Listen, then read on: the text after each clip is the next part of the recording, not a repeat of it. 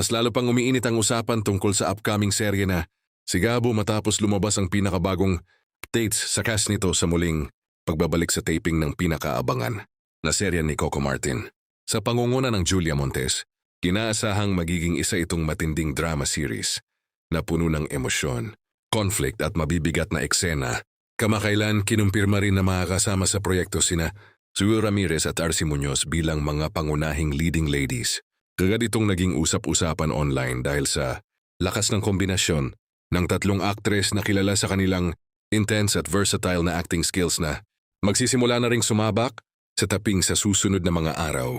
Ayon sa mga unang detalye mula sa production, pagkakaroon ng matitinding bangga ng karakter sa pagitan ng mga pangunahing babae sa istorya, inaasahan na bawat isa ay may kanya-kanyang kwento ng pag-ibig, ambisyon, din paghihiganti na magpapakomplikado sa relasyon nila sa isa't isa. Dagdag pa rito, may lumulutang na balita na isang bigating actress pa ang idadagdag sa cast na lalong magpapainit sa ensemble. Hindi pa ito opisyal na binubunyag, ngunit ayon sa ilang insider, isa itong pangalan na siguradong magdadala ng mas malaking buzz sa serye dahil sa sunod-sunod na updates sa casting. Mas lalong na-excite ang fans sa magiging direksyon ng Si Gabo.